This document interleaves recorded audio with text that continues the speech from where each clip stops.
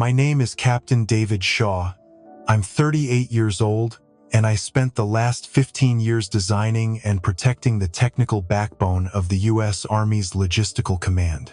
I wasn't the face of operations, but when systems broke, when convoys stalled, when signals dropped mid-mission, they called me. That Tuesday morning started like most. I walked into the Pentagon's briefing room, coffee already cold in my hand, heart already bracing. I took my usual seat near the wall, where I could see the screens and read the room without needing to speak. The room buzzed with chatter, but none of it reached me. Officers I'd worked with for years didn't make eye contact. No nods, no welcome backs. I told myself it was just tension before rollout updates, but deep down, I knew something was off. A woman I'd never met walked in and took the lead.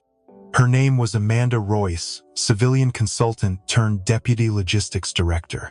She didn't introduce herself to me, didn't ask about the systems I built or the protocols I spent years testing in combat zones. Instead, she smiled like a startup founder at a product demo. She clicked to a slide deck titled, "Reimagining Deployment Flow, a New Narrative." That word stuck with me. Narrative. Not protocol, not security, just optics. She spoke about agile pods, modular sync, morale mapping. The way she threw buzzwords around felt like she was pitching at a conference, not addressing a room full of war-hardened planners. Every line she delivered felt rehearsed. Every nod from the others felt staged. I raised a hand once, just once, to flag a compatibility risk with her proposed scheduling model. She didn't look at me, just said we were prioritizing culture over control. That sentence landed harder than she realized. Culture over control. That's not leadership, that's branding. And branding doesn't keep drones in the sky when software stutters mid-signal. So I leaned back, kept quiet, and watched as she moved forward like I wasn't even there. 15 years of code, fail-safes, and protocols, and in that moment, I felt invisible. Not irrelevant, just inconvenient. That was the moment I knew. I wasn't just being overlooked, I was being erased. And the only question left was whether they realized whose hands still held the keys. Amanda Royce walked into the command center like she was launching a product, not stepping into military infrastructure. She had that clean, corporate sheen, perfect posture, perfect blazer, perfect pitch. I could tell from the first sentence she'd never spent a night troubleshooting failover in a sandstorm or praying a satellite sync would hold long enough for troops to exfil. She wasn't military, she wasn't logistics. She was strategy, in the way consultants are big ideas, no grounding. Her first meeting was all slides and slogans. Visibility is the new readiness. Morale is the mission. I sat there wondering if she thought acronyms replaced ammo.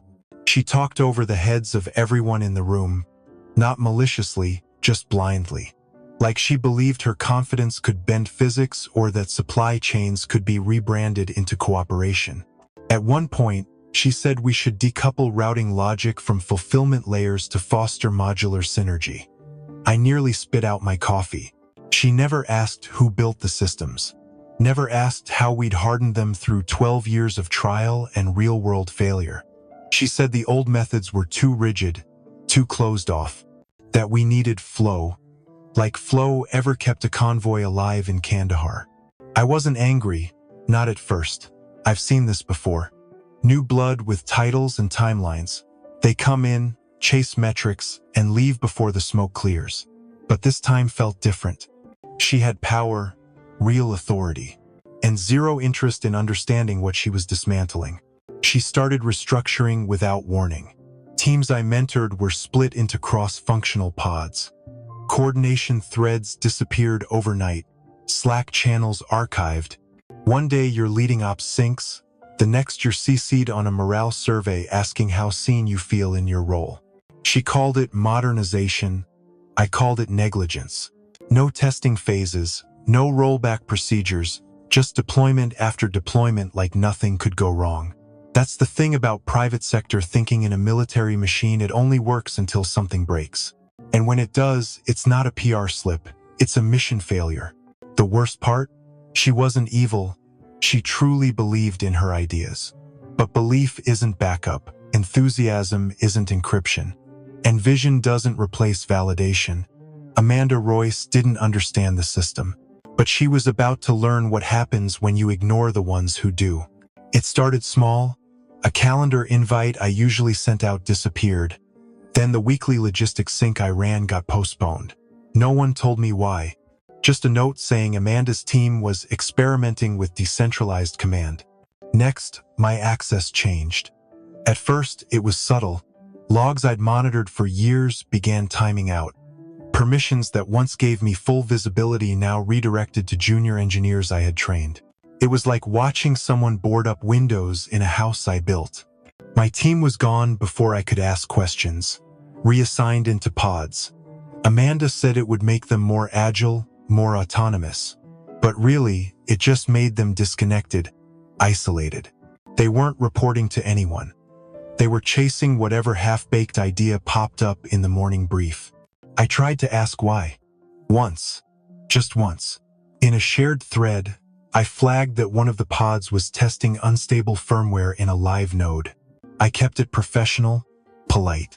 But the response came from HR, not engineering. A woman named Jill who once passed out branded notebooks after layoffs messaged me about emotional tone and agility. That's when I knew. They didn't want questions.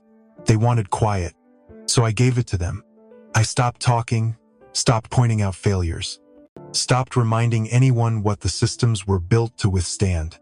And instead, I started logging. Every build, every access change, every shortcut. Then came the call. Amanda scheduled a full ops update with upper brass and a couple civilian investors. She smiled through charts and dashboards, bragged about metrics she barely understood. I waited, hands off the keyboard, watching as she claimed compliance we hadn't cleared. When she mentioned the sync layer as fully transitioned, I spoke up. Just a small correction. Nothing dramatic. But it was enough. Her smile cracked for half a second.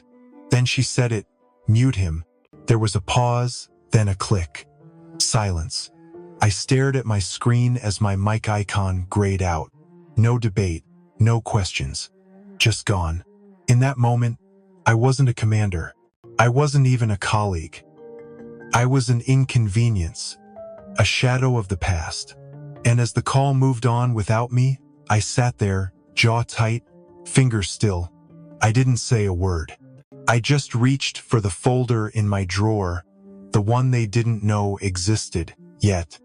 After the mute, I stopped arguing. I didn't try to correct anything. I didn't offer suggestions or flag inconsistencies. I just watched, quietly, patiently.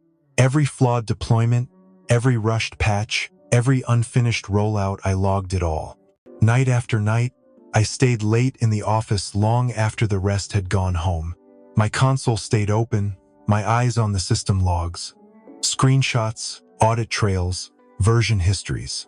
Every action Amanda's team took left a mark, and I knew exactly where to look. They thought I was disengaged.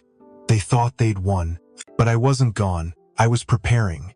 Every shortcut they took, every metric they faked, I filed away. I wasn't just watching them break things. I was building a record. And then I remembered something buried deep from years ago. Back when we moved to hybrid infrastructure, I'd worked with legal to draft the hosting compliance contract. It was long, dozens of clauses, most forgotten the minute they were signed. But I hadn't forgotten Clause 9, 3C. I pulled the original file from the encrypted archive. It had been notarized, timestamped, backed by a third party. Clear Hill Systems, page 74, paragraph 6. There it was. If core operational assets are reassigned, deprecated, or modified without signed technical approval from the designated systems architect, control reverts to said architect until compliance review is passed. That was me. I was still listed, still active, still binding. It didn't matter if Amanda knew. It didn't matter if legal remembered. What mattered was the paper trail. What mattered was the digital signature on every system she touched without my sign-off. And she had touched almost everything. I didn't trigger the clause right away. I waited. I verified timestamps, confirmed digital trails, cross-referenced deployment logs with access audits. I wasn't about to fight this with noise. I was going to fight it with silence, with structure, with strategy. I printed the contract, highlighted the clause, filed it in a sealed envelope, labeled it with the same timestamp logged on our first system transition. Then I locked it in my desk. I didn't need to bluff. I just needed her to keep moving. And she did. Fast. Carelessly. Her team broke modules they didn't understand, replaced logic without fallback, launched updates with no rollback plan. The system was becoming fragile. It was already cracking. I didn't say a word. Not yet. I waited.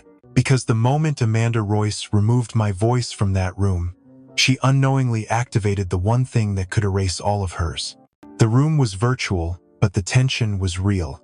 Amanda stood in front of her camera, all confidence and polished buzzwords, telling senior command that the new system was fully transitioned and compliant. She smiled like everything had gone according to plan. It hadn't. I watched in silence until she said the one thing I couldn't let go. She claimed full sync and data accuracy across all operational layers. I knew that wasn't true. Legacy modules were still active, timestamp logic was broken, and the audit trail was already failing under pressure. I unmuted. Calm voice. Just facts.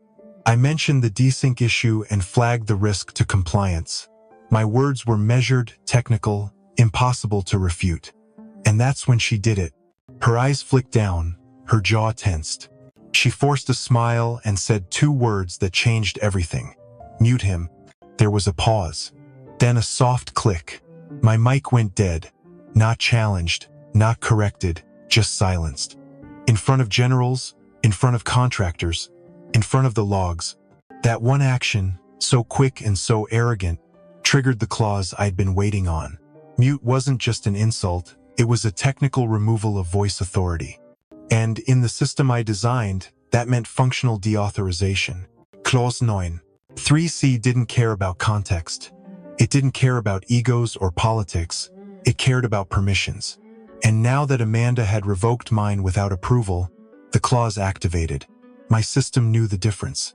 It registered the mute as a violation. I didn't say anything. I didn't have to. In the background, a process I'd coded years ago spun up quietly. Logs were pulled, access chains reviewed, admin rights began shifting, line by line. Her control began to vanish. 3 seconds after she muted me, my console lit up. Yellow, then red, then green again, but only for me. One by one, modules detached from her credentials. One by one, keys returned to mine. She had no idea what she'd just done. She was still talking, still bluffing through numbers, still riding high on optics. But the foundation had already changed hands, and I was holding the keys. I sat back in my chair, no smile, no gloating, just quiet certainty. Justice didn't need a speech. It just needed a trigger, and Amanda Royce had just pulled it with her own hand. By the next morning, the system had started locking her out. Quietly at first. A permission denial here, a failed override there. She probably thought it was a glitch. It wasn't. The system was just following protocol. Her credentials were flagged. She was no longer authorized. Then the real breakdown began. Radar nodes stopped syncing. Tracking signals looped into dead zones. Logistics flagged inventory movements that made no sense. A weapons crate meant for Nevada rerouted to a decommissioned hangar in Maine. Autonomous units requested instructions. None came. Amanda's teams scrambled. They reopened Slack threads, sent priority emails, ran frantic diagnostics. Nothing responded, not fully. Some subsystems blinked to life, only to ghost them seconds later. They had no idea why. I did. I sat at my console, not gloating, just focused, watching access logs cycle, watching red lines replace green ones, watching a structure I had built reshape itself without a single manual command. It had all been coded years ago, fail-safes hidden in plain sight. Amanda tried to rally the team. Meetings popped up, emergency syncs, crisis channels. She issued directives. Most went nowhere. The system didn't recognize her. It didn't ignore her. It just didn't see her anymore. Someone suggested reverting to backup. Another asked for rollback keys. But those requests hit firewalls tied to Clause 9. 3C. The system was operating under trust mode now, and that trust wasn't hers. I didn't interfere. I didn't offer solutions. I just watched. Not with vengeance. With clarity. Every system crash, every failure to route, every missed signal, it was the result of shortcuts she'd taken, layers she'd stripped away, checks she'd silenced. Her authority was gone, and in its place, the system did what it was designed to do. It defaulted to its original architect, me, and it started cleaning house. It started with an email from a legal advisor at the Pentagon. Subject line, Clause 9, 3C urgent. I read it once, then again. They'd found it. Not a loophole. A clause. Signed, notarized, timestamped. Fully enforceable. The system didn't just belong to the department anymore. It was operating under my trust. Calls followed. Senior command. Legal. Logistics. All wanting the same thing. Access. Stability. A way back in. I listened, said little, let them speak first. Their voices weren't angry, just tired, frustrated, defeated. Amanda's name came up only once. Suspended, pending investigation, no ceremony, no explanation, just a line in a memo. Her empire of slogans and slides dissolved in a single sentence. Nobody defended her. Nobody questioned why. Then came the ask. Would I restore access? Could I stabilize the flow? Bring the system back online? They didn't demand, they requested. Respectfully, carefully. They understood who held the keys now. I didn't gloat. I didn't raise my voice. I took a sip of coffee, clicked through the logs, verified the audit trail. Everything was clean, intact, just waiting for one command. Justice doesn't always arrive with noise. Sometimes it comes in the form of silence, of a screen that lights up only for one name. And in that silence, I typed one line, access reinstated. System live. The Pentagon didn't cheer, they simply nodded. One general looked straight into the camera and said, "Thank you, that was enough." I didn't need applause. I had the truth, and I had the code. They offered me a title, Deputy Director of Strategic Systems. Came with equity, unrestricted budget access, and a corner office overlooking the river. I read the email twice. Let the words settle. Then I closed the tab. I didn't need an office. I needed control. I asked for my team back. Same engineers, same titles, same clearance levels. No pods. No restructure. No motivational slogans. Just the people who knew what they were doing. They agreed without argument. This time, they knew better. I also asked for one clause to be locked in. System oversight tied to my trust. Not some committee, not an appointee, not a politician. Me, the one who wrote the code. The one who knew what failure really looked like. They signed it within the hour. I walked past the command center that afternoon. Screens flickering steady, alert logs quiet. Not one system out of sync. No red flags. Just flow, just order. Not perfect, but real. Built on experience, not theory. They sent another offer the next week. Bigger title, more money. I didn't even open the attachment. My legacy wasn't for sale. It was already built into the system. And this time, it wasn't going anywhere. Back in my office, I looked up at the steel plaque above my desk.